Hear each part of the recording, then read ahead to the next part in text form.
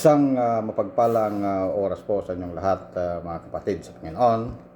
At muli po ay sa pagkakataong ito ay dadako po tayo sa ating pong maiksing mensahe para po sa ating pong 1900 hours prayer call.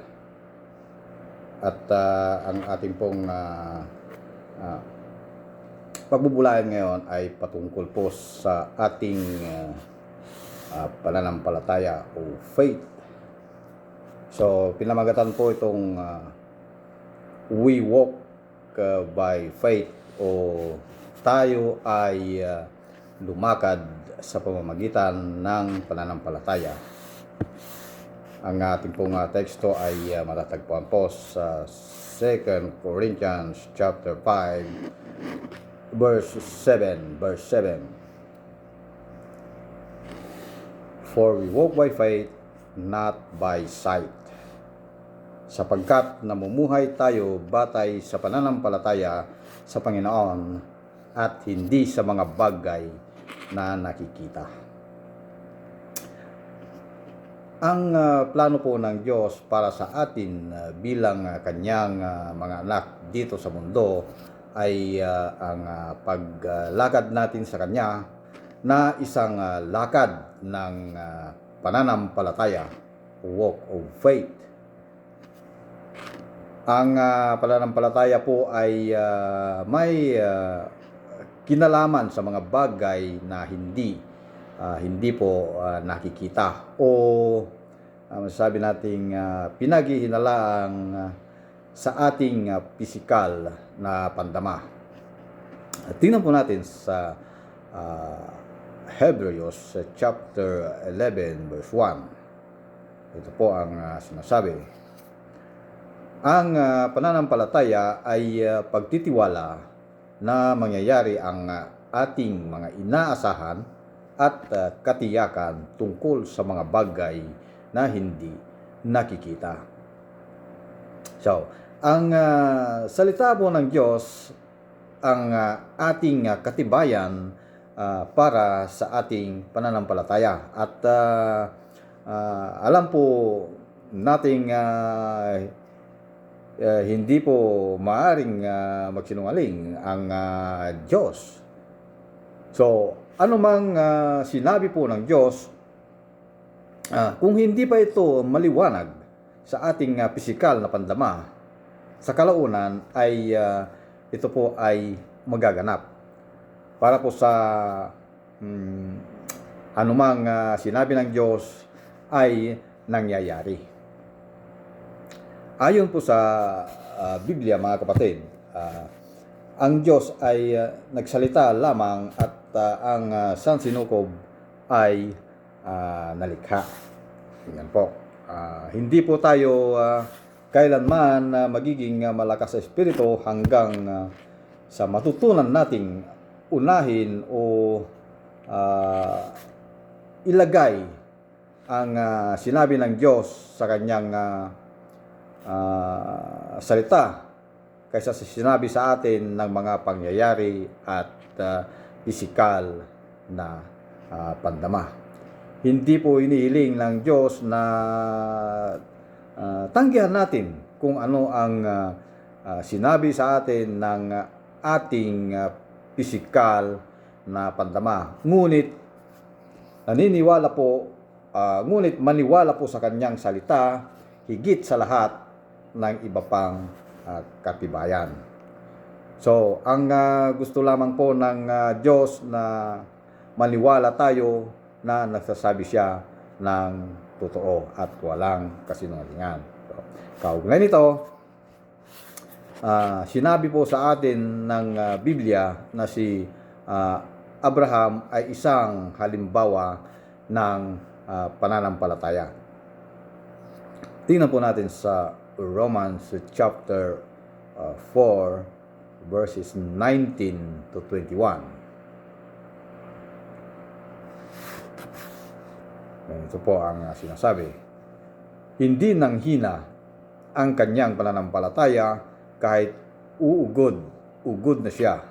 Palibhasay isang daang taon na siya noon at ang kanya namang asawang si Sarah ay baog.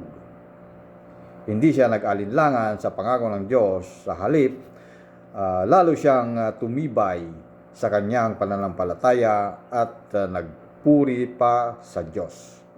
Lubos siyang naniwala na tutuparin ng Diyos ang ipinangako nito.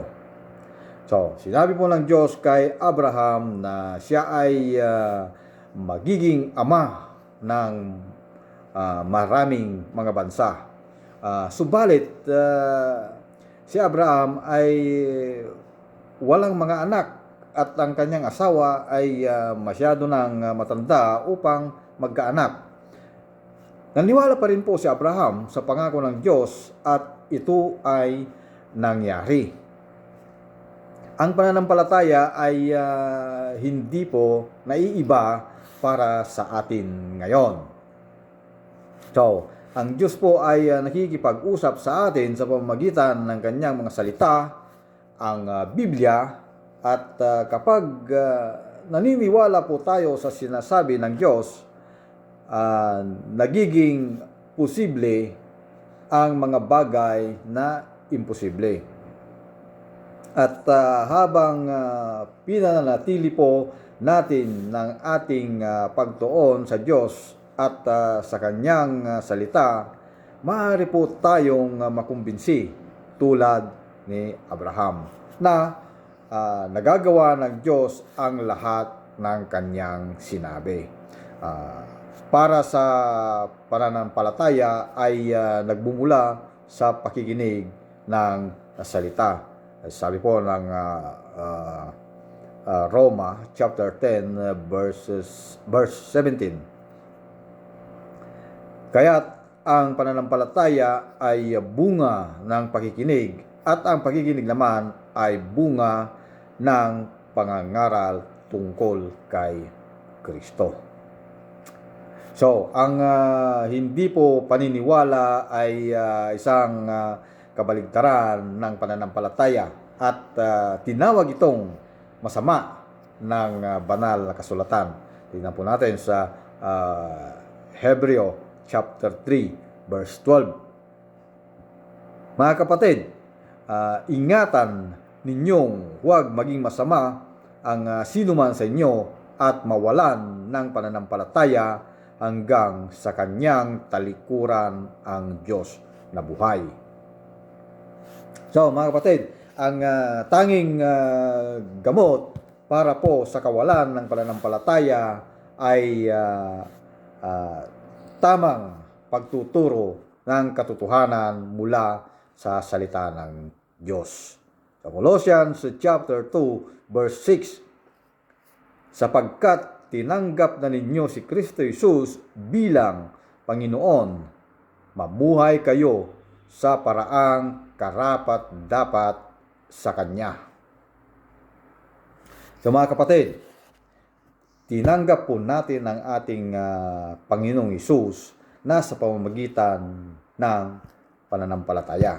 At dapat po nating ipagpatuloy ang paglakad sa ating buong buhay Kristiyano dito sa mundo sa pamamagitan ng ating pananampalataya.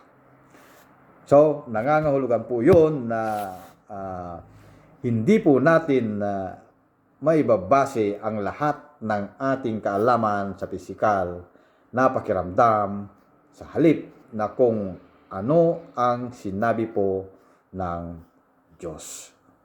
So, pwede po nating sabihin ito, mga kapatid. Maglalakad ako kasama ng Diyos sa pamamagitan ng pananampalataya dito sa mundo. Maraming salamat po at purihin ng Diyos sa kanyang mga salita. God bless us all.